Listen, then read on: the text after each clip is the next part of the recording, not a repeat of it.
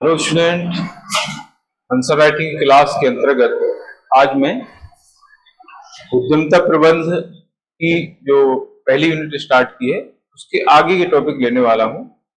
जैसा आप सभी को मालूम है कि आंसर राइटिंग की सोशियोलॉजी से संबंधित जो क्लास है वो उसकी एक यूनिट मैंने कंप्लीट की है और मैंने जो है अब उद्यमिता तथा प्रबंध की एक यूनिट पहली यूनिट मैंने ली है और उससे संबंधित जो है एक आंसर राइटिंग की क्लास मैंने कंप्लीट की है। उद्यमिता प्रबंध संबंधी दूसरी आंसर राइटिंग क्लास में आज यहाँ पर लेने वाला हूं और उसमें जो है पहली यूनिट के ये टॉपिक कराए जाएंगे। यूनिट फर्स्ट है उद्यमिता प्रबंध की और इसमें ये 4 टॉपिक हैं: सृजनशीलता, विचार सृजन, विचार अन्वीक्षण और व्यवसाय योजना। ये 4 टॉपिक जो पहली यूनिट में दिए गए हैं, इन टॉपिक से संबंधित जो है हम क्वेश्चंस लेंगे, इंपॉर्टेंट क्वेश्चंस, और उन क्वेश्चंस को कैसे हम लिखेंगे, उन क्वेश्चंस का क्या आदर्श आंसर हो सकता है, उस पर हम आज चर्चा करने वाले हैं। 4 टॉपिक है चूंकि, इसलिए जो है इसमें क्वेश्चन ज्यादा रहे। अभी तक हमने 2 या 3 टॉपिक ही लिए थे, लेकिन यहां पर मैंने 4 टॉपिक लिए क्योंकि रिलेटेड टॉपिक है। इनको हम अलग अगर करते तो फिर वो प्रॉपर आंसर राइटिंग नहीं हो पाती, इसलिए मैंने इनको एक साथ लिया है। और जिसमें पिछली जो क्लासेस मैंने ली है आंसर राइटिंग, उसमें ज्यादा क्वेश्चंस यहाँ पर दिए गए हैं। तो सबसे पहले हम बात करते हैं 2 मार्कर्स की। तो 2 मार्कर्स में पहला जो 2 मार्कर है 1.1, इसमें कोटेशन पूछा गया है। आजकल एग्जामिनेशन में कथन पूछ रहे हैं, कोटेशन पूछ रहे हैं, इसलिए मैंने जो है यहाँ पर एक कोटेशन पूछा। पिछली जो क्लास मैंने ली थी आंसर राइटिंग की, उद्यमिता प्रबंध की, उसमें भी मैंने एक कोटेशन पूछा था। तो ये कोटेशन है: उद्यमिता प्रत्येक बाहरी स्थिति का सृजनात्मक प्रत्युत्तर है। यह कथन किस विद्वान का है? ये है स्टेटमेंट, कथन। ठीक है, इस तरह के क्वेश्चंस हमें कैसे इनके आंसर लिखना है ये मैं कई बार बता चुका हूं आप लोगों को। इसमें हमें क्या करना होता है कि पूरा आपको कथन नहीं लिखना है, पूरा स्टेटमेंट नहीं लिखना है। आपको केवल क्या करना है, आपको केवल जो है इसका नाम लिख देना है विद्वान का जिसने ये कथन दिया हुआ है। तो ये जो कथन है ये एक्चुअली जोसेफ शुम्पीटर का है। जोसेफ एलाइस शुम्पीटर का ये कथन है। तो यहां पर हम लिख देंगे कि उक्त कथन जोसेफ एलाइस शुम्पीटर का है। ज्यादा से ज्यादा जो है ब्रैकेट में उसकी पुस्तक का नाम लिख देंगे, the theory of economic development. The theory of economic development ये जो है शुम्पीटर की बहुत फेमस पुस्तक है। और जैसा कि मैंने पिछले वीडियो में भी बताया था कि जोसेफ शुम्पीटर को उद्यमिता का जनक भी कहते हैं, फादर ऑफ एंटरप्रेन्योरशिप भी कहा जाता है। क्यों कहा जाता है? क्योंकि उन्होंने उद्यमिता संबंधी पहला सिद्धांत प्रतिपादित किया जिसका नाम है नव प्रवर्तन सिद्धांत, नव प्रवर्तन विचारधारा, है ना। तो ये चीजें मैं बता चुका हूं, उद्यमिता से संबंधित स्टार्टिंग की चीजें हैं। यहां पर हमें सिर्फ लिखना है कि उक्त जो कथन है वो जोसेफ एलाइस शुम्पीटर, पूरा नाम है ये। अगर आप जोसेफ शुम्पीटर भी लिखते हैं तो भी चलता है और ब्रैकेट में उनकी पुस्तक लिख देंगे, बस इतने से काम हमारा चल जाएगा। तो ये है उक्त कथन जोसेफ एलाइस शुम्पीटर का है, शुम्पीटर का है। और इसमें अंडरलाइन कर देंगे, जैसे मैंने अभी बताया कि जोसेफ शुम्पीटर भी आप लिखेंगे तो भी चलेगा और पूरा नाम लिखेंगे तो भी चलेगा। पूरा नाम लिखने की जरूरत नहीं होती है, जोसेफ शुम्पीटर भी चल जाएगा। यहां पर हम लिख देंगे पुस्तक the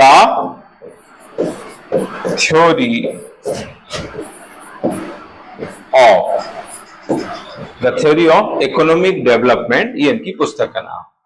the theory of economic development,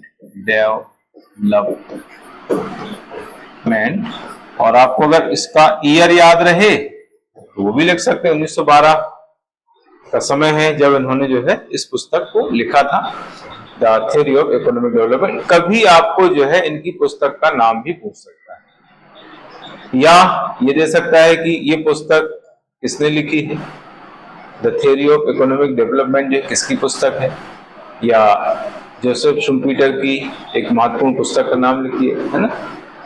Joseph Schumpeter के बारे में मैंने आपको बताया था कि ऑस्ट्रिया के जो है पहले वित्त मंत्री रहे, ऑस्ट्रिया के पहले वित्त मंत्री थे। बाद में अमेरिका की उन्होंने नागरिकता ग्रहण कर ली थी, तो ये अमेरिकी नागरिक हो गए, ऑस्ट्रियाई अमेरिकी नागरिक थे ये। और इनको उद्यमिता का जनक कहा जाता है, फादर ऑफ एंटरप्रेन्योरशिप कहते हैं। क्यों कहते हैं, इसका क्वेश्चन मैंने पिछली क्लास में दिया था। इसलिए कहा जाता है क्योंकि इन्होंने जो है उद्यमिता संबंधी सबसे पहला सिद्धांत दिया है। जोसेफ शुम्पीटर ने उद्यमिता संबंधी पहला सिद्धांत दिया, और वो सिद्धांत था नव प्रवर्तन का सिद्धांत। इसलिए जोसेफ शुम्पीटर को उद्यमिता का जनक कहा जाता है। लेकिन यहाँ पर ये चीज लिखने की जरूरत नहीं, मैं एक जानकारी के लिए बता रहा हूँ। जिन बच्चों ने जो है पुराना वीडियो नहीं देखा है वो उसको देख लें, और ये जानकारी उसमें दी गई है, तो वो रिपीट में बता रहा हूँ कि ये, और यहाँ से क्वेश्चन भी बनने की संभावना है। जोसेफ शुम्पीटर के बारे में कुछ ना कुछ कोई क्वेश्चन बनेगा एग्जाम में। तो ये पहला क्वेश्चन का आंसर हो गया। इसके बाद दूसरा क्वेश्चन है, विचार सृजन को परिभाषित कीजिए। विचार सृजन को परिभाषित कीजिए। देखिए, विचार सृजन क्या है। विचार सृजन जो है विचारों का जन्म होना है, विचारों का उत्पन्न होना है ना, नए विचारों का सृजित होना, नए विचारों का उत्पन्न होना, यह है विचार सृजन। जब हमारे समक्ष कोई समस्या उत्पन्न होती है तो उस समस्या का समाधान करने के लिए हमारे मन में बहुत सारे विचार जन्म लेते हैं, उन्हीं को कह दिया जाता है विचार सृजन। किसी समस्या का समाधान करना है, या कोई उद्योग स्थापित करना है, या नया कोई बिजनेस स्टार्ट करना है, या कोई रचनात्मक कार्य करना है, क्रिएटिव काम करना है, तो इसके लिए हमारे मन में जो है बहुत सारे विचारों का उदय हो जाता है, बहुत सारे विचार जन्म ले लेते हैं, है ना। तो उसको हम कह देते हैं विचार सृजन। इन विचारों का एनालिसिस करके एक उपयुक्त विचार का जो सिलेक्शन होता है, जो चयन होता है, उसको कहते हैं विचार अन्वीक्षण। इसका आगे का टॉपिक है विचार अन्वीक्षण, आइडिया एनालिसिस, है ना।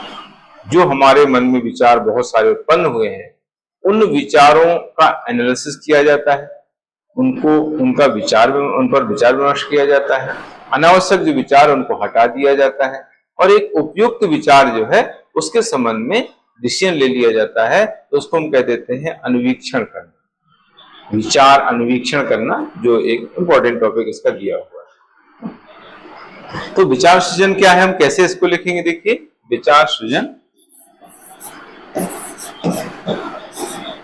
विचार सृजन किसी समस्या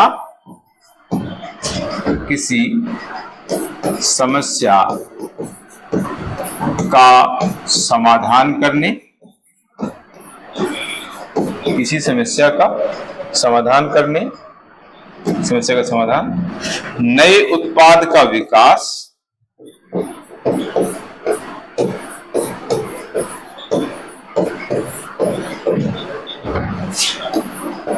तथा रचनात्मक कार्यों के लिए, तथा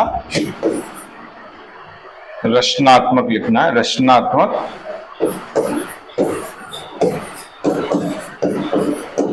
कार्यों के लिए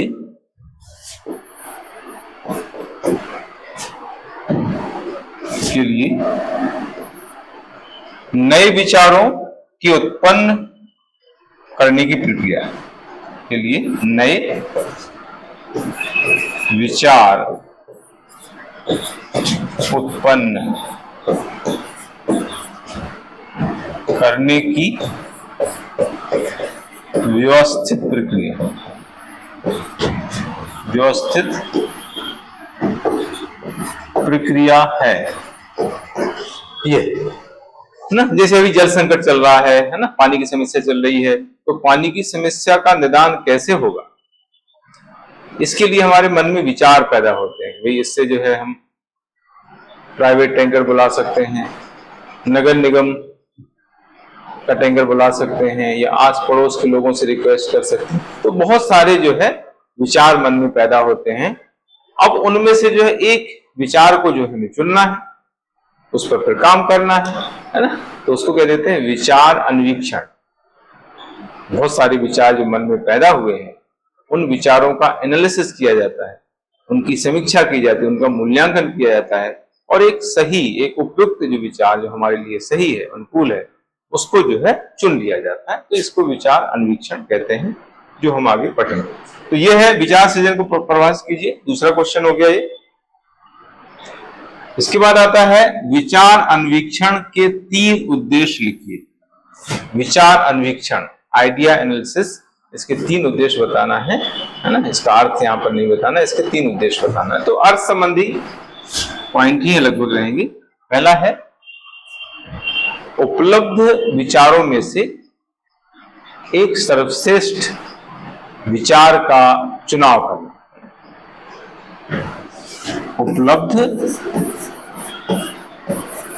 विचारों में से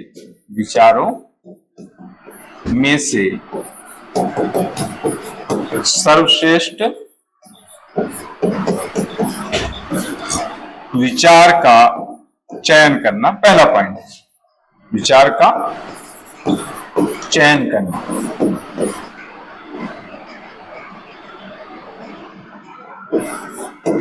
ठीक है, तो पहला पॉइंट क्या हो गया, उपलब्ध विचारों में से एक सर्वश्रेष्ठ विचार का चयन करना। फिर इसके अंतर्गत आता है दूसरा, अनावश्यक या अव्यवहारिक विचारों को खारिज करना। और इससे जो है, जो अनावश्यक जो धन है, अनावश्यक जो समय है, उसकी बचत करना, धन व समय की बचत करना, है ना। इसके अलावा जोखिमों तथा नुकसान को कम करना। तो ये 3 ऐसे उद्देश्य आपको बताना। वैसे तो बहुत सारे उद्देश्य हैं, लेकिन यहाँ पर हमें 3 उद्देश्य ही लिखना है। तो पहला मैंने लिखा है, जो उपलब्ध विचार है उनमें से एक सर्वश्रेष्ठ विचार का चयन करना, चुनाव करना। दूसरा, अव्यवहार विचारों को खारिज करना, अव्यवहार विचारों को खारिज करके जो है धन व समय की बचत करना। ठीक है, जोखिमों अथवा नुकसान को कम करना। ठीक है, ये 3 पॉइंट ऐसे लिखना है। दूसरा है अव्यवहारिक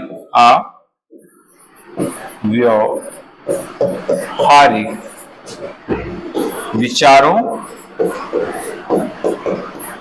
को खारिज करके, विचारों को खारिज करके धन तथा समय की बचत करना, धन व समय की बचत करना, समय की बचत करना। तो ये हो गया इस तरह से। फिर तीसरा आता है जोखिमों या नुकसान को कम करना, जोखिमों या नुकसान को कम करना, है ना। तो इस तरीके से तीसरा 2 मार्कर हो जाता है। ये है विचार अन्वीक्षण के 3 उद्देश्य बताइए। तो ये 3 पॉइंट हमने यहाँ पर लिख दिए हैं। इस हिसाब से आपको 3 नंबर मिल जाएंगे। चौथा 2 मार्कर है, व्यवसाय योजना का अर्थ स्पष्ट कीजिए। व्यवसाय योजना क्या है, या व्यवसाय योजना का अर्थ स्पष्ट कीजिए, या इसको परिभाषित कीजिए। इस तरह से क्वेश्चन आपको बन सकता है 2 मार्क्स में। तो व्यवसाय योजना क्या है? व्यवसाय योजना एक औपचारिक लिखित दस्तावेज है। व्यवसाय योजना एक औपचारिक लिखित दस्तावेज है, जिसमें व्यवसाय के लक्ष्य, उनको प्राप्त करने की तकनीकें या रणनीतियां, व्यवसाय की प्रकृति तथा संगठन के बजट अनुमानों का वर्णन रहता है या किया जाता है। ठीक है, मतलब इसमें व्यवसाय योजना में क्या क्या रहता है वो आपको इसमें बताना। तो व्यवसाय योजना में क्या क्या होता है, व्यवसाय योजना में व्यवसाय की प्रकृति होती है, किस तरह का व्यवसाय आप करने जा रहे हैं, व्यवसाय के लक्ष्य होते हैं, उन लक्ष्यों को प्राप्त करने के लिए तकनीक रणनीतियां होती हैं, और जो संगठन जिससे हम काम कर रहे हैं उस संगठन के वित्तीय अनुमानों का भी वर्णन उसमें किया जाता है। तो इतनी सारी चीजें जो है एक व्यवसाय योजना में होती हैं। और व्यवसाय योजना क्या है, व्यवसाय योजना एक औपचारिक लिखित दस्तावेज होता है, इसमें सारी चीजें औपचारिक रूप से लिपिबद्ध कर दी जाती है। ठीक है, तो इस तरह से इसको लिखना है, व्यवसाय योजना, व्यवसाय योजना एक औपचारिक लिखित दस्तावेज, एक औपचारिक लिखित दस्तावेज है, दस्तावेज है जिसमें व्यवसाय के लक्ष्य, व्यवसाय के लक्ष्य तथा उनको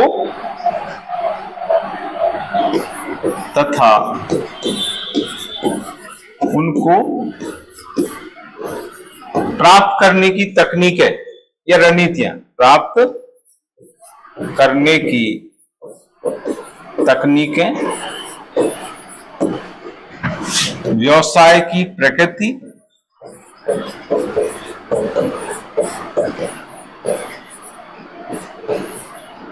एवं संगठन के वित्तीय अनुमानों का वर्णन होता है, एवं संगठन के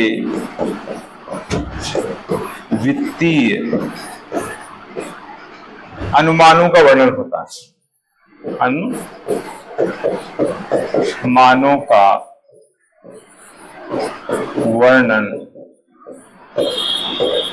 होता है। इसमें अगर ऐसा लगता है कि बड़ा हो रहा है तो हम एक दो चीजें इसमें हटा सकते हैं, जैसे वित्तीय अनुमान वाला हटा सकते हैं। इसमें मेन चीज वही है, संगठन के जो उद्देश्य हैं, लक्ष्य हैं, संगठन के व्यवसाय के उद्देश्य लक्ष्य हैं, व्यवसाय की प्रकृति है, उसकी रणनीतियां हैं, तो ये मेन इसमें मेंशन करना होता है।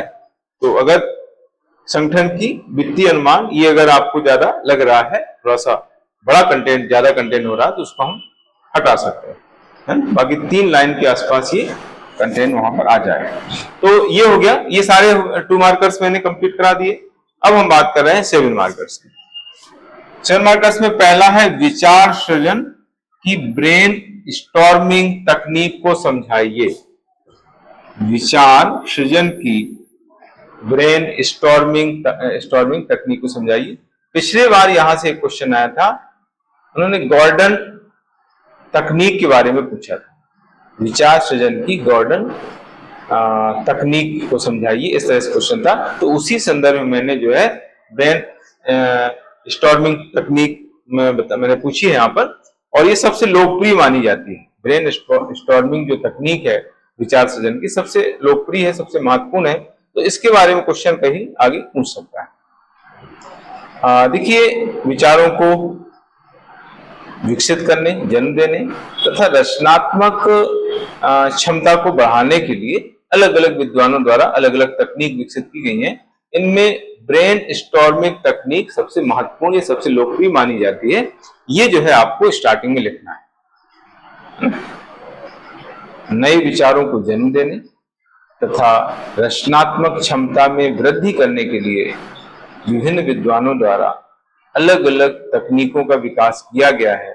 इन तकनीकों में ब्रेन स्टॉर्मिंग तकनीक सबसे लोकप्रिय है और महत्वपूर्ण। ठीक है, अब ये क्या है, सेकेंड पैरा में आपको इसके बारे में लिखना है कि क्या होती है।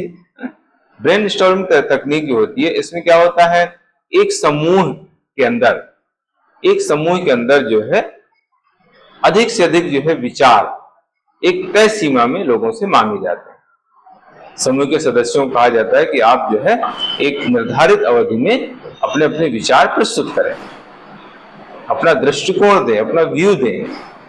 उसमें आलोचना नहीं करना है, केवल अपना विचार देना है। बिना आलोचना के जो है विचार मांगे जाते हैं। उन विचारों का एनालिसिस किया जाता है और उन विचारों में से जो है किसी एक विचार को चुन लिया जाता है, उपयुक्त विचार जो होता है उसको चुन लिया जाता है। तो ये है ब्रेन स्टॉर्मिंग तकनीक। इसको विचार मंथन भी कहते हैं। अलग अलग सदस्यों के विचार इसमें ले लिए जाते हैं और फिर जो है उनमें से एक उपयुक्त विचार को चुन लिया जाता है, उसके संबंध में निर्णय लिया जाता है संगठन के द्वारा। और इसका फायदा क्या होता है, फिर इसके फायदे हम बता देंगे 2-3 पॉइंट में। इसका फायदा ये होता है कि हमें बहुत सारे दृष्टिकोण मिल जाते हैं,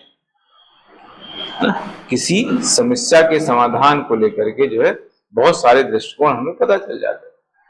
इसके आधार पर हम अच्छा निर्णय लेने में सक्षम होते हैं, जटिल समस्या का समाधान करना संभव हो जाता है इसके माध्यम से, और इससे कहीं न कहीं टीम भावना या सहयोग की भावना भी विकसित होती है। तो ये कुछ इसकी लाभ या महत्व के पॉइंट मैंने बताए हैं। तो इस तरीके से आपको जो है इसको लिखना है। ठीक है, तो पहले हम लिखेंगे नए विचारों को जन्म देने, नए विचारों को जन्म देने तथा रचनात्मक दक्षता, रचनात्मक दक्षता या क्षमता, रचनात्मक क्षमता में वृद्धि करने के लिए, में वृद्धि करने के लिए अनेक तकनीकें विकसित की गई हैं। के लिए अनेक तकनीकें विकसित की गई, विकसित की गई हैं। इनमें ब्रेन स्टॉर्मिंग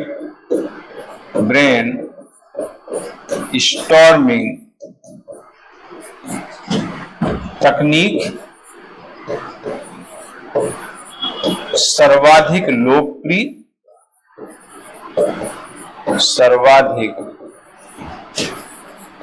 लोकप्रिय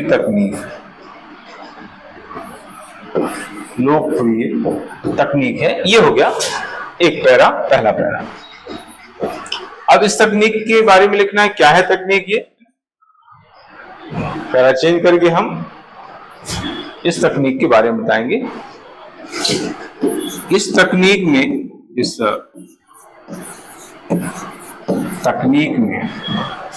किसी समस्या का समाधान करने के लिए, किसी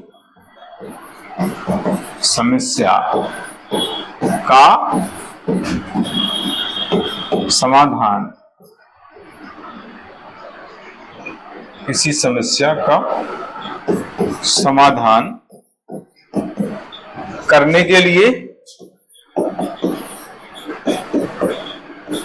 एक समूह के सदस्यों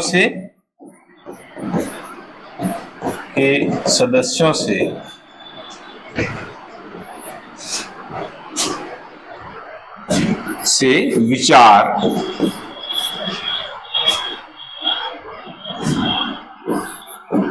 बुलाए जाते हैं, है ना। उसमें केवल विचार देना है, कोई आलोचना नहीं करना है। ठीक है, बुलाए जाते हैं। इन विचारों में से एक उपयुक्त विचार, इन विचारों का, यहां पर हम लिखें इन विचारों का विश्लेषण करके, ऐसा हम लिख सकते हैं, इन विचारों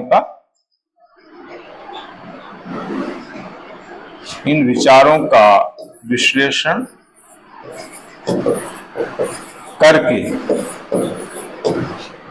करके उनमें से उनमें से किसी एक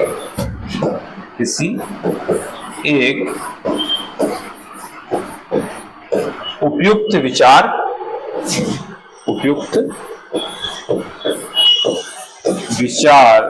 का चुनाव किया जाता है,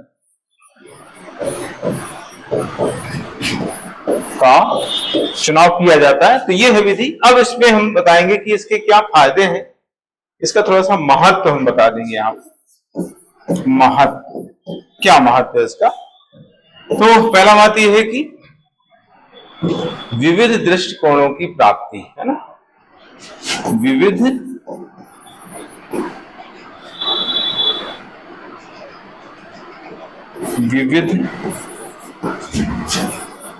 दृष्टिकोणों की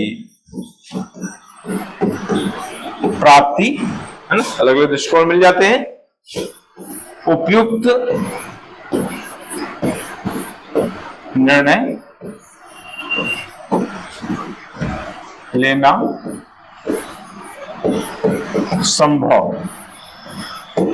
उपयुक्त निर्णय ले सकते हैं इसके माध्यम से। फिर जटिल समस्याओं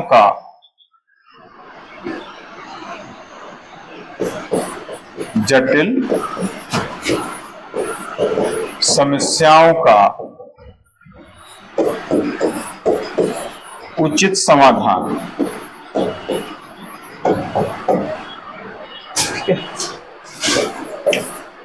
टीम भावना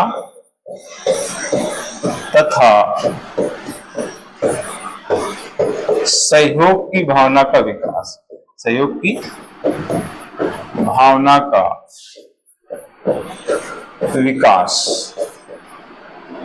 टीम भावना तथा सहयोग की भावना का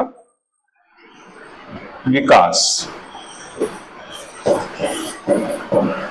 तो ये हो जाती है ब्रेन स्टॉर्मिंग तकनीक। ये फायदे हैं इसके। इस तरीके से आपको जो है इसका आंसर को लिखना है। इसमें अगर ज्यादा कुछ पॉइंट हो रहे हैं तो उसमें एक दो पॉइंट हम कम कर सकते हैं, एक दो ही लिख देंगे तो भी चल जाएगा, है ना। कंटेंट के हिसाब से, मतलब स्पेस के हिसाब से आपको देखना, वैसे ये कंटेंट आ जाएगा। जो हमारे पास जो स्पेस रहता है उसके अकॉर्डिंग अगर देखेंगे तो इतना हम लिख सकते हैं। मैंने जैसे कि आपको बताया है कि अगर छोटा पॉइंट है तो इसको हम एक लाइन में 2 पॉइंट भी लिख सकते हैं। जैसे विविध दृष्टिकोण की प्राप्ति, इसी के आगे दूसरा पॉइंट डाल के हम उपयुक्त निर्णय लेना संभव, ये भी लिख सकते हैं। तो ऐसे 2 लाइन में 4 पॉइंट हम लिख सकते हैं, है ना, स्पेस निकाल के। तो ये इस तरीके से पहला 7 मार्कर का क्वेश्चन पूरा हो जाता है इसका आंसर। इसके बाद दूसरा 7 मार्कर है, विचार अन्वीक्षण के प्रमुख तत्वों का उल्लेख कीजिए।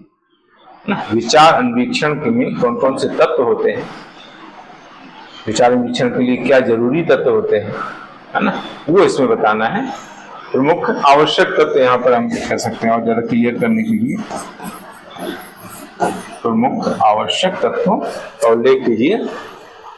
तो पहले शॉर्ट में हमें विचार अन्वीक्षण बताना है। विचार अन्वीक्षण होता क्या है? विचार अन्वीक्षण एक ऐसी प्रक्रिया है जिसमें उपलब्ध विभिन्न विचारों की व्यवहार्यता एवं लाभप्रदता के संदर्भ में समीक्षा करके एक उपयुक्त विचार का चयन किया जाता है, उसका सिलेक्शन किया जाता है। तो इसको हम कहते हैं विचार अन्वीक्षण, है ना। तो पहले हम इसके विचार अन्वीक्षण का अर्थ बताएंगे शॉर्ट में, और फिर इसके तत्व लिखेंगे, है ना। तो विचार अन्वीक्षण क्या है? विचार अन्वीक्षण ऐसी प्रक्रिया है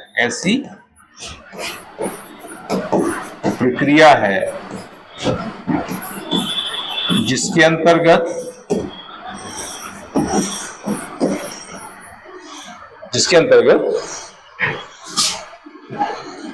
उपलब्ध विभिन्न विचारों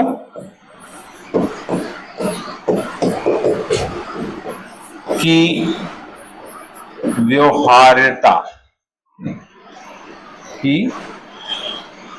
व्यवहार्यता तथा लाभप्रदता के संदर्भ में तथा लाभ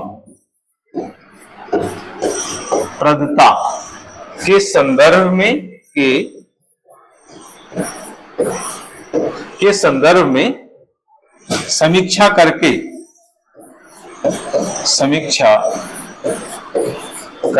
एक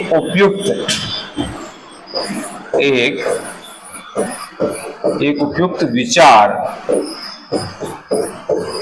का चुनाव किया जाता है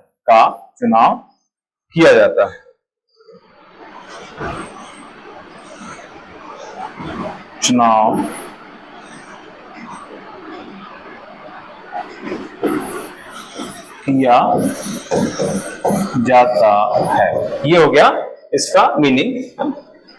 इसके बाद फिर इसके तत्व लिखना है।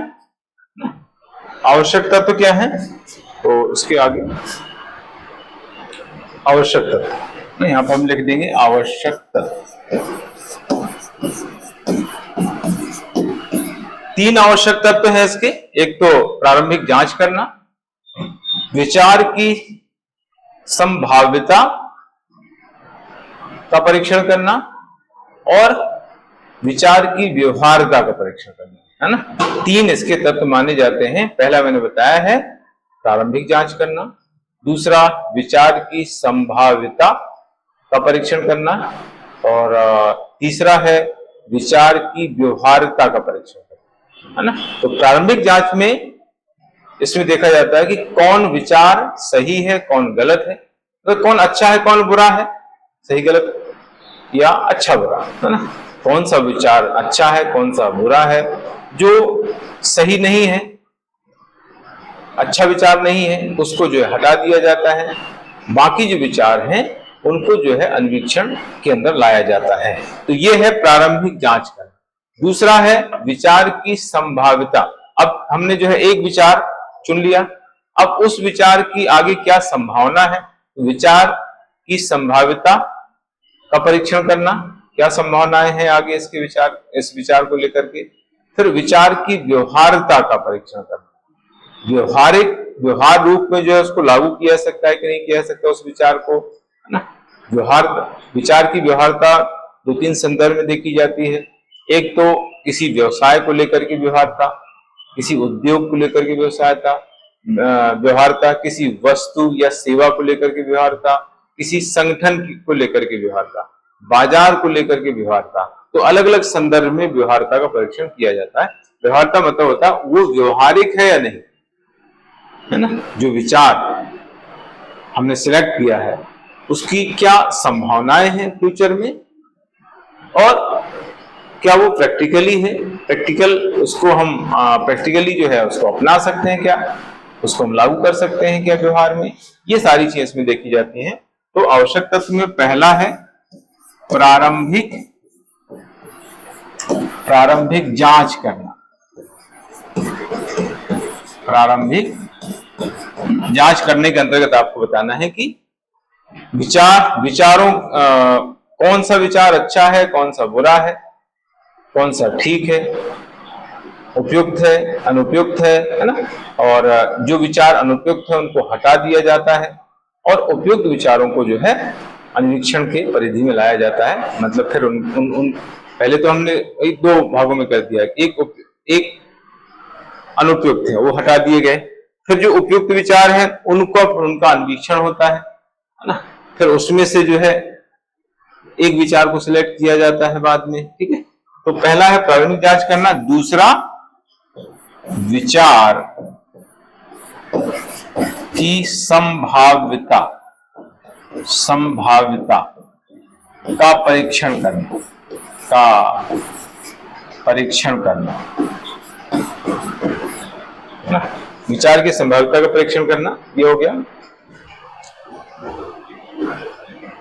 फिर आता है तीसरा विचार की व्यवहार्यता का परीक्षण,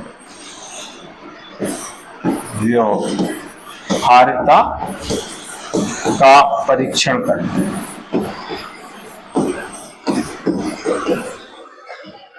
व्यवहार्यता किसकी देखी जाती है? एक तो वस्तु, सेवा, उद्योग, बाजार, संगठन,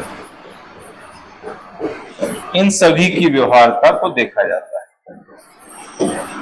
ये ऐसा, ठीक है। तो ये हो गया विचार अन्वीक्षण के प्रमुख तत्वों को बताइए, तो कंप्लीट हो जाता है। इसके बाद आगे है, एक कंपनी के लिए व्यवसाय योजना का महत्व स्पष्ट कीजिए। एक कंपनी के लिए व्यवसाय योजना का महत्व स्पष्ट कीजिए, ये जो है इसमें क्वेश्चन बताना।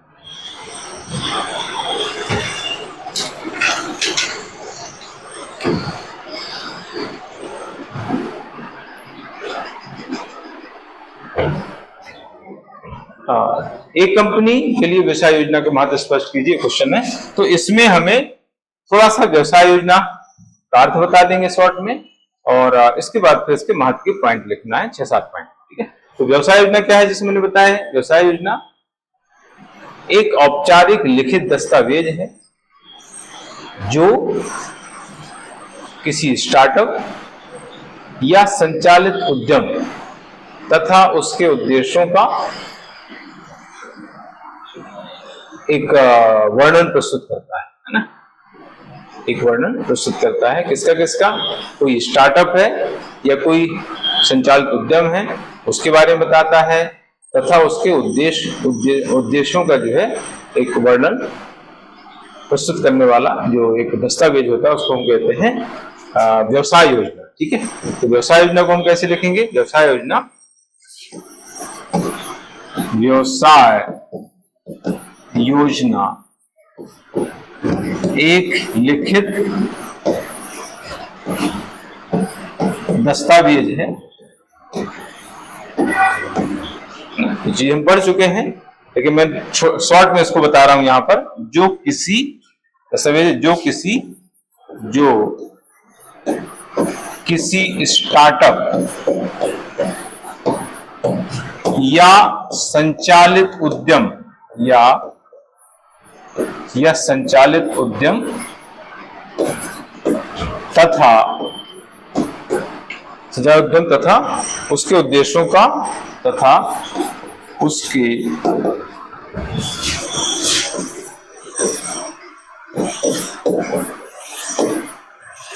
उद्देश्यों का वर्णनात्मक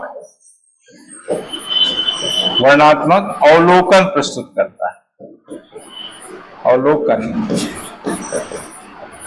प्रस्तुत करता है। ये जो है दूसरा मैंने अर्थ बताया, थोड़ा सा छोटा है। व्यवसाय योजना एक औपचारिक लिखित दस्तावेज है जो किसी स्टार्टअप या संचालित उद्यम तथा उसके उद्देश्यों का वर्णनात्मक अवलोकन प्रस्तुत करता है, प्रदर्शित करता है, प्रस्तुत करता है की बात है।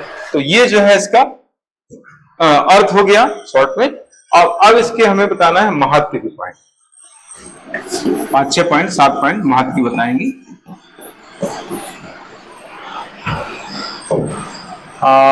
इसमें क्या होता है कि सारी चीजें क्लियर हो जाती है व्यवसाय योजना के माध्यम से, जो है सारा कुछ डिसाइड पहले से हो जाता है, सब कुछ जो है लिखित रूप में हो जाता है कि भाई हमें ये इस व्यवसाय को चलाना है, इसकी प्रकृति ये होगी, इसका लक्ष्य ये होगा, इस लक्ष्य को प्राप्त करने के लिए ये विधियां होंगी, तकनीक होंगी, है ना, और हमारा जो बजट है ये इतना होगा, है ना।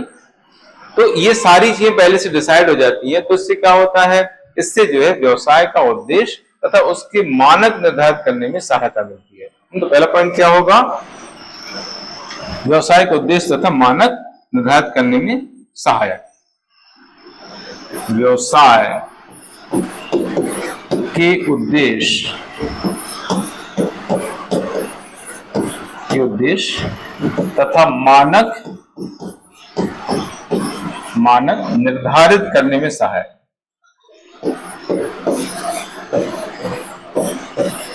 निर्धारित करने में सहायक, तो ये पहला पॉइंट हो गया। दूसरा आता है संसाधनों का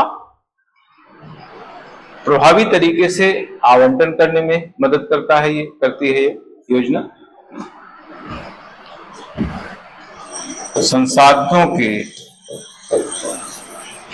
संसाधनों का प्रभावी तरीके से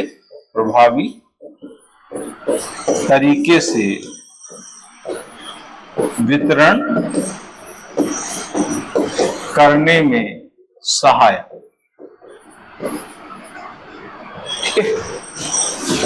महत्वपूर्ण निर्णय लेने में सहायता, महत्वपूर्ण निर्णय लेने में सहायता। कोई भी निर्णय महत्वपूर्ण हम ले सकते हैं क्योंकि हमें सारी चीजें पहले से डिसाइड कर दी जाती है, पहले से पता होती है। इससे जो है हम कोई भी निर्णय लेने में हमें आसानी होती है। लक्ष्यों की प्राप्ति में सहायता, लक्ष्यों की प्राप्ति में सहायता मिल जाती है, जो भी हम लोग डिसाइड करते हैं उनको प्राप्त करने में आसानी होती है क्योंकि हम पहले से डिसाइड कर लेते हैं कि हमारा लक्ष्य क्या है और उन लक्ष्य को प्राप्त करने का क्या तरीका होगा, क्या रणनीतियां होंगी, क्या तकनीक होगी, वो पहले से जो है हम लिखित रूप में रखते हैं इस व्यवसाय योजना के माध्यम से, इसलिए ये चीज संभव होती है। इसके बाद जोखिमों की पहचान करना संभव, जोखिमों की पहचान करना संभव होता है।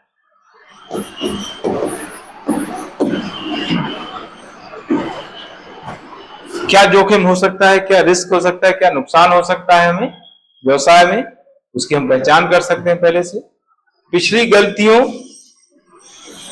को सुधारना संभव, पिछली गलतियों को सुधारना संभव होता है। ठीक है, व्यवसाय योजना के माध्यम से जो पुरानी गलतियां हमसे हुई हैं, पहले व्यवसाय योजना डिसाइड नहीं की गई थी, व्यवसाय योजना को नहीं अपनाया गया था, तो गलतियां की। अब उन गलतियों को दोहराना नहीं होगा अगर व्यवसाय योजना का पालन करते हैं तो। व्यवसाय को लाभप्रद बनाना संभव, व्यवसाय को लाभप्रद बनाना संभव है ना। व्यवसाय योजना के माध्यम से क्योंकि सब चीजें हम पहले से डिसाइड कर लेते हैं तो हम व्यवसाय को बहुत अच्छे तरीके से चला सकते हैं, इससे हमारा व्यवसाय लाभप्रद हो सकता है। तो ये इसके महत्व के पॉइंट है। व्यवसाय योजना के महत्व के बारे में ऐसा कहा जाता है कि बिना व्यवसाय योजना के किसी व्यवसाय को चलाना उसी प्रकार है जिस प्रकार आंखों में पट्टी बांध करके पहाड़ पर मोटरसाइकिल चलाना है, ऐसा कहा जाता है ना। व्यवसाय योजना के महत्व के बारे में कहते हैं कि बिना व्यवसाय योजना के किसी व्यवसाय को चलाना उसी तरीके से है जिस प्रकार से आंखों में पट्टी बांध करके चट्टानों में, पहाड़ों में मोटरसाइकिल चलाना होता है, जो मुश्किल काम है ना। आंखों में पट्टी बांध करके आप मोटरसाइकिल चलाएंगे पहाड़ में तो कैसे चलेगी, वैसे ही जो है बिना व्यवसाय योजना किसी व्यवसाय को चलाना बहुत मुश्किल होता है। तो इस तरीके से इसके महत्व के बारे में बताया गया है। तो ये आप अगर लिखते हैं महत्व के स्टार्टिंग में जो है इस कोटेशन को लिख देते हैं तो इसका अच्छा इंप्रेशन पड़ता है एग्जाम में। ठीक है, तो ये पूरा हो गया यहां तक।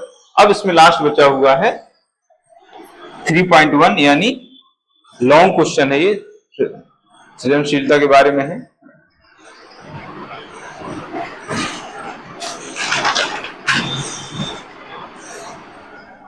तो ये लास्ट क्वेश्चन है 10 मार्कर्स 3.1 क्वेश्चन है, सृजनशीलता क्या है। सृजनशीलता में वृद्धि हेतु आवश्यक उपायों का वर्णन कीजिए। पिछला जो एग्जाम हुआ था उसमें सृजनशीलता को परिभाषित कीजिए ऐसा करके 2 मार्क्स में क्वेश्चन आया था। अब यहां से लॉन्ग क्वेश्चन बनने की काफी संभावना बन सकती है। इसलिए मैंने ये लॉन्ग क्वेश्चन यहाँ पर दिया हुआ है। सृजनशीलता क्या है? सृजनशीलता में वृद्धि हेतु आवश्यक उपायों का वर्णन कीजिए। ये जो है इसका लॉन्ग क्वेश्चन है। तो चूंकि लॉन्ग क्वेश्चन है तो इसका हम फॉर्मेट बनाएंगे और उस फॉर्मेट के अकॉर्डिंग जो है हम इसका आंसर लिखेंगे। तो इंट्रोडक्शन इसमें लिखा जाता है, कॉमन है। फिर इसका अर्थ हमें लिखना है। फिर वृद्धि हेतु उपाय, वृद्धि हेतु उपाय बताना है, वृद्धि हेतु उपाय, और लास्ट में लिखना है निष्कर्ष। ये है इसका फॉर्मेट, इस तरीके से इसको लिखना है। सबसे पहले इसका रखेंगे इंट्रोडक्शन। देखिए 3 चीजें हैं, एक है सृजनशीलता, दूसरी उद्यमता है, तीसरा नवाचार। तीनों का गहरा नाता है। मतलब जब हम उद्यमता की बात करते हैं तो नवाचार की बात आती है, साथ ही साथ सृजनशीलता की बात आती है। मतलब कहते हैं ना चोली दामन का साथ, तीनों का जो संबंध है चोली दामन का, मतलब एक के बिना दूसरे तीसरे अधूरे, ऐसा हम कह सकते हैं, है ना। तो हम इस तरह से बात लिखेंगे इसमें कि सृजनशीलता नवाचार तथा उद्यमिता से घनिष्ठ रूप से संबंधित है, या इन तीनों का चोली दामन का साथ, ऐसे हम स्टार्ट करेंगे। उद्यमिता नवाचार पर निर्भर है और नवाचार किसी उद्यमी की सृजनशीलता पर निर्भर करती है। बिना उद्यमी की सृजनशीलता के नवाचार की प्रक्रिया संभव नहीं। इसीलिए संगठन में, संगठन के व्यक्तियों में, संगठन को अगर आगे बढ़ाना है तो इसके लिए सृजनशीलता की जरूरत होती है। तो सृजनशीलता है तो नवाचार होगा, नवाचार होगा तो उद्यमिता होगा, है ना। तो तीनों जो है इस तरह संबंधित। तो हम ऐसा लिखेंगे सृजनशीलता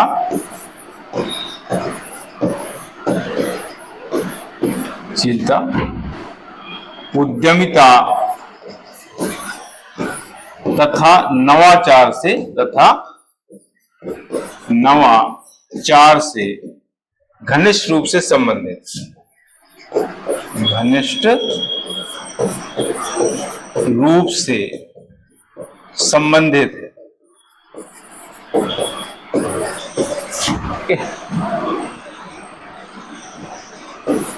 उद्यमिता नवाचार का परिणाम, नवाचार का परिणाम है, और नवाचार उद्यमी की सृजनशीलता पर आधारित। नवाचार उद्यमी की सृजनशीलता पर आधारित है। इसलिए संगठन में नवाचार के लिए सृजनशीलता को आवश्यक माना जाता है। इसीलिए संगठन में नवाचार हेतु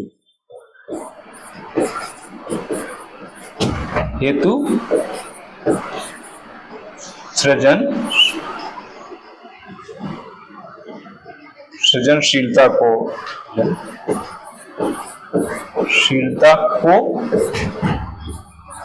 आवश्यक माना जाता है,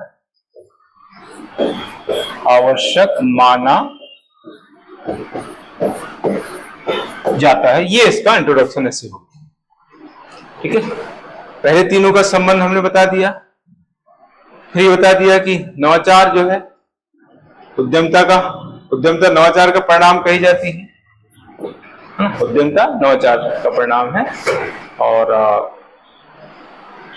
नवाचार जो है सृजनशीलता पर आधारित है, यानी उद्यमी की सृजनशीलता पर नवाचार आधारित है। इसलिए अगर नवाचार करना है, कुछ इनोवेशन करना है संगठन में, तो संगठन के जो सदस्य हैं, संगठन के जो पदाधिकारी कर्मचारी हैं, उनके अंदर जो है सृजनशीलता का होना बहुत जरूरी है।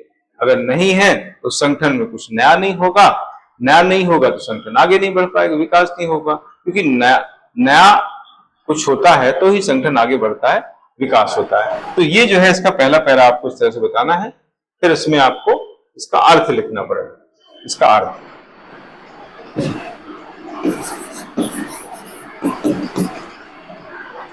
देखिए, सृजनशीलता क्या है? सृजनशीलता उद्यमी का वह गुण अथवा योग्यता है जिसके माध्यम से वह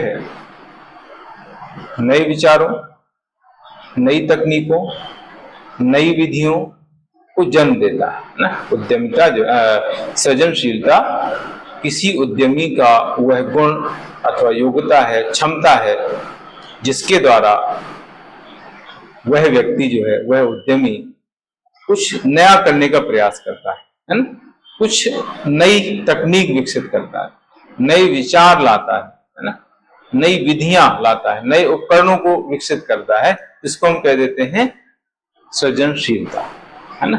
मतलब नया करने की योग्यता, ऐसा हम कह सकते हैं। सृजनशीलता क्या है? शॉर्ट में अगर कहें तो व्यक्ति के अंदर कुछ नया करने की योग्यता, क्षमता है, उसको कहते हैं सृजनशीलता। एक व्यक्ति के अंदर कुछ नया करने की अगर क्षमता है, योग्यता है, उसमें गुण है, तो उसको कह दिया जाएगा सृजनशीलता, क्रिएटिविटी। ठीक है, तो इसका अर्थ इस तरह से लिखना है, सृजनशीलता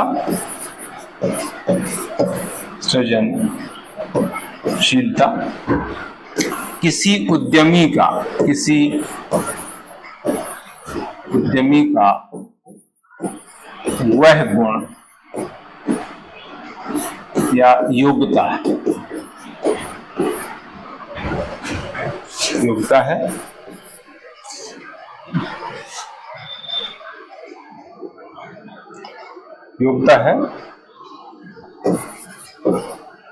जिसके द्वारा वह नई तकनीक,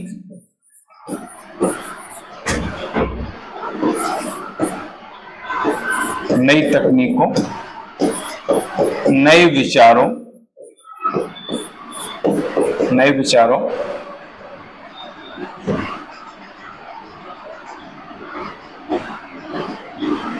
तथा नई विधियों को जन्म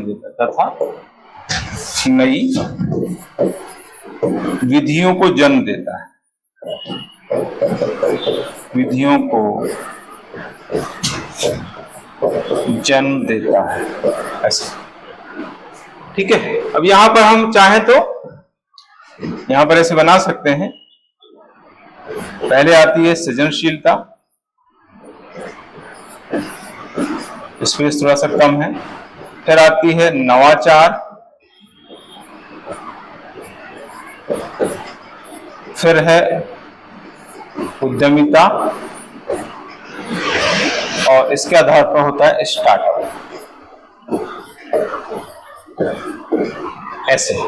ऐसे हम इसको बना सकते हैं।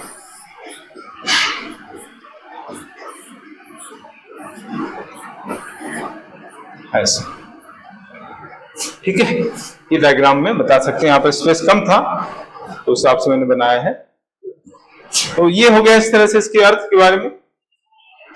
फिर आता है वृद्धि के उपाय, वृद्धि के आवश्यक उपाय। वृद्धि के आवश्यक उपाय,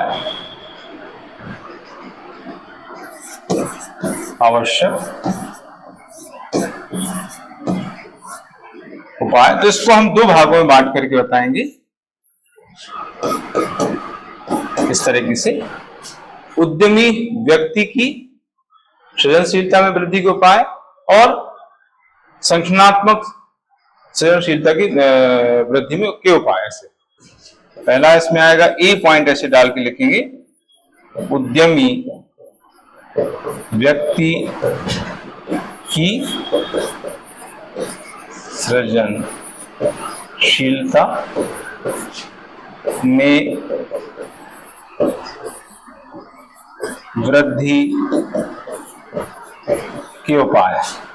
और बी पॉइंट डाल के लिखेंगे संगठनात्मक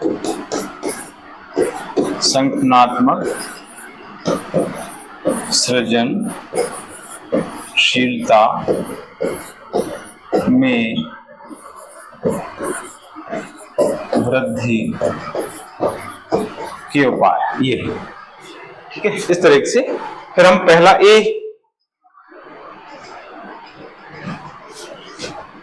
ये पॉइंट यहां पर डाल देंगे, फिर उस पूरा आपको हेडिंग पूरी लिखने की जरूरत नहीं है। इसके अंतर्गत फिर 1 2 3 4 पॉइंट 4-5 पॉइंट ऐसे लिख देंगे। उसमें पहला आता है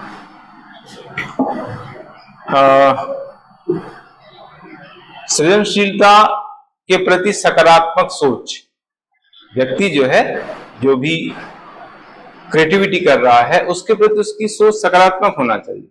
उसको लगना चाहिए कि नहीं, मैं आगे बढ़ूंगा, मैं कुछ अच्छा करूंगा। तो इस तरह की सोच उसमें होना चाहिए, तो ही जो है वो आगे अच्छा कर सकता है। उसकी सोच अगर नकारात्मक है, यानी जो काम कर रहा है उसके प्रति उसकी सोच ये है कि मैं आगे नहीं बढ़ सकता हूं, मैं कुछ नहीं कर पाऊंगा, तो फिर वो प्रॉब्लम आएगी उसको आगे बढ़ने में, उसकी क्रिएटिविटी में वृद्धि में प्रॉब्लम आएगी, है ना। तो पहला पॉइंट आता है सृजनशीलता के प्रति सृजनशीलता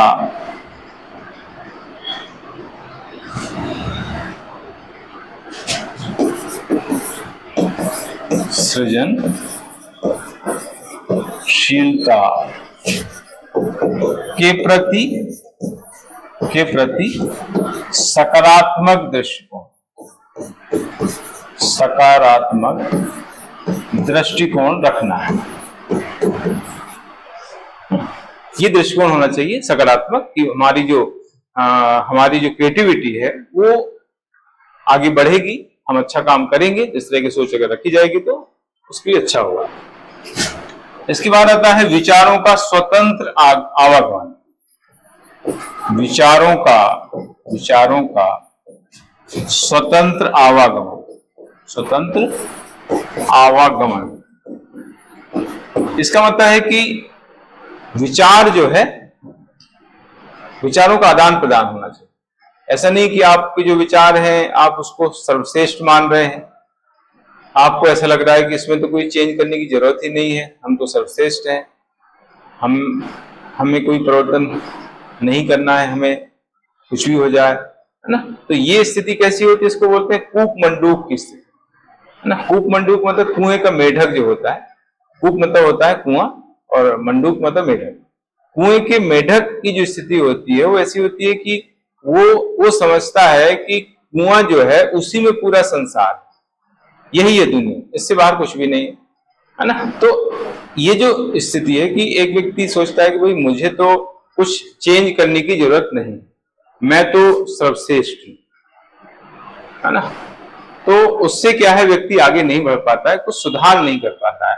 तो विचारों का स्वतंत्र आवागमन का मतलब है कि जो भी विचार दूसरों के हैं उनको जो है सुनो, उनको ग्रहण करो, और आपको अच्छा लगता है तो उनमें थोड़ा सा चेंज कर लो, अपने विचारों में उनके विचारों के हिसाब से चेंज कर लो, है ना। तो ये है विचारों का स्वतंत्र आगमन। इसके बाद आता है विचार स्रोतों तक पहुंच। विचार स्रोतों तक पहुंच। विचार स्रोत मतलब कौन कौन से होते हैं? समाचार पत्र हैं, पत्रिकाएं हैं, पुस्तकें हैं, है ना, सोशल मीडिया है। ये जो है विचार स्रोत होते हैं जिनसे हमें विचार, नए नए विचार मिलते हैं। तो हम पेपर पढ़ें, मैगजीन वगैरह पढ़ें, बुक्स पढ़ें, सोशल मीडिया में चीजें चल रही हैं उनको देखें, अनावश्यक चीजें नहीं देखें, लेकिन जो काम की चीजें वो देखें। तो उससे क्या होगा, हमारे मन में कुछ नए विचार, और नए विचार होंगे तो हमें क्रिएटिविटी आएगी, हम कुछ नया करने की सोचेंगे, है ना। तो हमारी सृजनशीलता में वृद्धि हो जाएगी। तो विचार स्रोतों तक पहुंच। इसके बाद आता है अन्य लोगों के विचारों को सुनना। अन्य लोगों के विचारों को सुनना, विचारों को सुनना, ये है चौथा पॉइंट। मतलब अन्य जो लोग हैं, आपके आसपास जो लोग रह रहे हैं, आपसे संबंधित जो लोग हैं, आपके क्षेत्र के जो लोग हैं, उनके विचार भी सुनो, उनके विचारों से जो है अपने विचारों को अपडेट करो, उनमें सुधार करो, क्रिएटिविटी लाओ, है ना। तो इससे भी जो है सृजनात्मकता में वृद्धि हो सकती है। इसके बाद यहां पर हम पॉइंट लिख रहा हूं पांचवा, विचार मंथन करना, विचार मंथन करना, विचार मंथन करना। जो भी विचार आपके हैं उनका एनालिसिस करना, कौन से विचार सही है, कौन से विचार गलत है, उनका निष्पक्ष तरीके से विश्लेषण किया जाता है ना। निष्पक्ष तरीके से मतलब हम जो है अगर कोई चीज गलत है तो उसको स्वीकार करें, भाई ये चीज गलत है ना। और ये गलती को स्वीकार करना बहुत बड़ा काम होता है। हर व्यक्ति अपनी गलती स्वीकार नहीं करता है, उसको लगता है कि मैं तो बिल्कुल सही हूं, मैं तो कभी गलत हो ही नहीं सकता हूं। तो ऐसी स्थिति में व्यक्ति आगे नहीं बढ़ पाता है, कुछ क्रिएटिव काम नहीं कर सकता है। इसलिए जो है अपने जो विचार हैं उनका मंथन करना है, उनका एनालिसिस करना है, और उनमें अगर कुछ गलतियां हैं उनको छोड़ देना है, नए विचारों को ग्रहण करना है ना, उनमें लगातार परिवर्तन करते रहना है। ये प्रशिक्षण प्राप्त करना, प्रशिक्षण प्राप्त करना, क्रिएटिविटी बढ़ाने के लिए प्रशिक्षण की भी जरूरत पड़ जाती है। तो उसको भी जो है अगर आपको ऐसा लगता है कि हमें ट्रेनिंग की जरूरत है कुछ अच्छा काम करने के लिए, कार्यकुशलता प्राप्त करने के लिए, दक्षता बढ़ाने के लिए, तो ट्रेनिंग भी हम ले सकते हैं। उससे भी जो है हमारी क्रिएटिविटी बढ़ जाएगी। ठीक है, तो ये हो गया ए पॉइंट के सब पॉइंट। इसके बाद आता है बी पॉइंट के सब पॉइंट हम लिखेंगे, यानी संगठनात्मक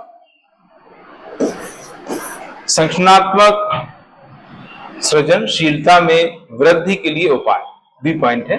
तो इसमें क्या होगा, इसमें जो है आएगा नवीन विचारों को प्रोत्साहन। संगठन में जो है नए विचारों को प्रोत्साहन अगर दिया जा रहा है तो संगठन में नई चीजें आएंगी और संगठन आगे बढ़ेगा, क्रिएटिविटी बढ़ेगी। तो उसमें पहला पॉइंट आता है नए विचारों को प्रोत्साहन, नए विचारों को प्रोत्साहन।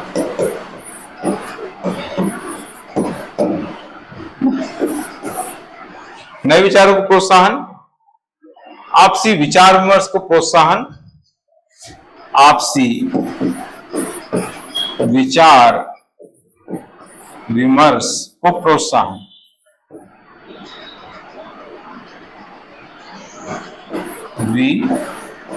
विमर्श को प्रोत्साहन।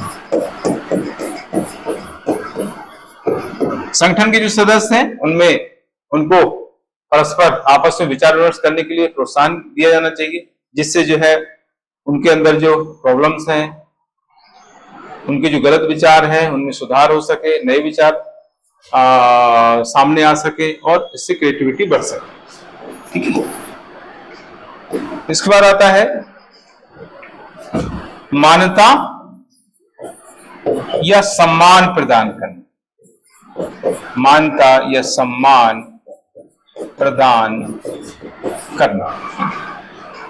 मान्यता या सम्मान प्रदान का इसका मतलब यहां पर यह है कि जो अच्छा कर रहा है, संगठन में जो अच्छा काम कर रहा है उसको सम्मानित करना, उसको महत्व देना ना, उसकी प्रशंसा लगातार करना, तो वो और ज्यादा आगे बढ़ेगा और अच्छा काम करेगा, और उसकी वजह से अन्य लोग जो काम नहीं करेंगे वो भी काम करने लगेंगे। उनको लगेगा देखो इसकी प्रशंसा हो रही है, इसको सम्मानित किया जा रहा है, इसको पुरस्कार दिया गया है, तो अन्य लोग भी जो है इस तरह का काम करने का प्रयास करेंगे। इससे जो है संगठन की क्रिएटिविटी बढ़ जाएगी। इसके बाद आदर्श प्रस्तुत करना, आदर्श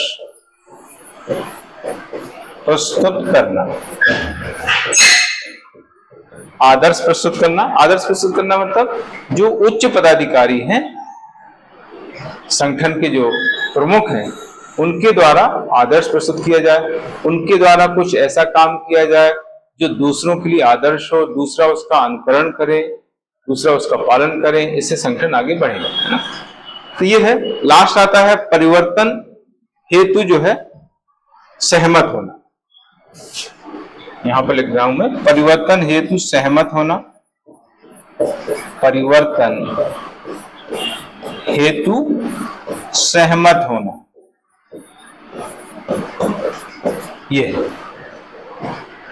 परिवर्तन हेतु सहमत होने का मतलब यहां पर है कि जो भी परिवर्तन संगठन में किए जा रहे हैं उन पर सभी की सहमति जरूरी है। अगर कुछ लोग उसका विरोध कर रहे हैं तो परिवर्तन होंगे नहीं संगठन में, जिससे परिवर्तन में क्रिएटिविटी नहीं आएगी, परिवर्तन संगठन का विकास नहीं होगा। तो सभी की सहमति जो है किसी परिवर्तन को लेकर के जरूरी है, जो सही है, जो जरूरी परिवर्तन है उसमें सभी की सहमति होगी तो परिवर्तन संभव हो पाएगा। इससे जो है संगठन में क्रिएटिविटी बनी रहेगी, सृजनात्मकता बनी रहेगी।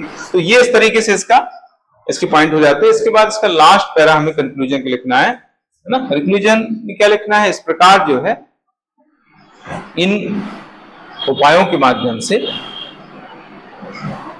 सृजनशीलता को बढ़ाया जा सकता है। यानी सृजनशीलता को बढ़ाए जाने के लिए जो है ये उपाय जरूरी है, जैसे सहमति है, प्रेरणा है, पुरस्कार सम्मान है। यानी इन प्रयासों के जरिए जो है एक संगठन में और उद्यमी में जो है सृजनशीलता को बढ़ाया जा सकता है। वर्तमान में कुछ इस तरह के कार्यक्रम चल रहे हैं जो इसके लिए काफी कारगर हो रहे हैं, क्रिएटिविटी के लिए, क्रिएटिविटी को बढ़ाने के लिए काफी कारगर हैं। उसमें जैसे हम उदाहरण लिख सकते हैं प्रधानमंत्री कौशल विकास योजना जो केंद्र सरकार कार्यक्रम, मध्य प्रदेश में जो है मुख्यमंत्री सीखो कमाओ योजना चल रही है। तो ये इस तरह के कार्यक्रम हैं जिनकी जरिए जो है उद्यमी में, संगठन में क्रिएटिविटी लाई जा सकती है। तो वही जो है आपको यहाँ पर निष्कर्ष लिखना है। इस प्रकार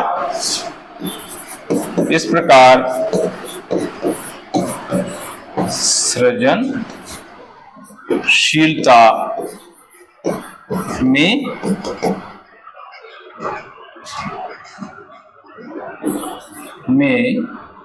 वृद्धि हेतु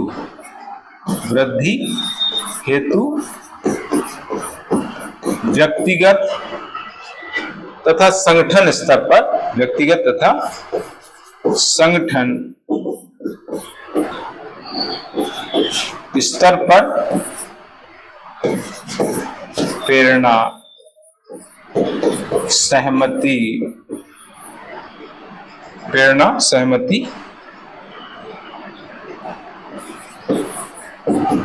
पुरस्कार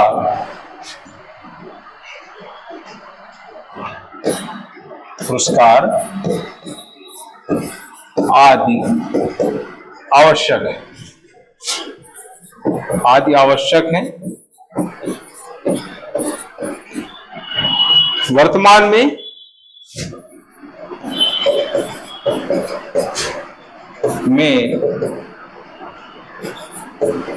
केंद्र की प्रधानमंत्री कौशल विकास योजना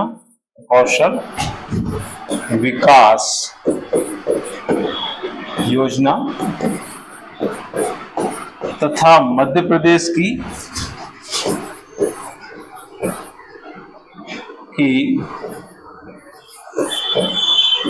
मुख्यमंत्री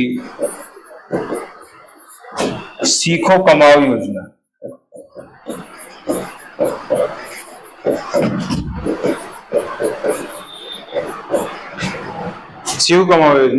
इस दिशा में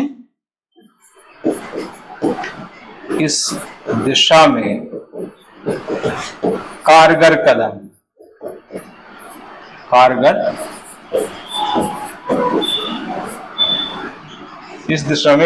कदम है। इस तरह से आपको लिखना है, कदम है। ठीक, तो इस तरीके से ये पूरा आंसर इसका हो जाता है लॉन्ग क्वेश्चन का। और इसी के साथ आज का सेशन पूरा हो जाता है और नेक्स्ट सेशन में मैं नए टॉपिक लेकर के पुनः उपस्थित होऊंगा। आज के लिए इतना ही। आप सभी का दिन शुभ हो। जय हिंद, गुड लक।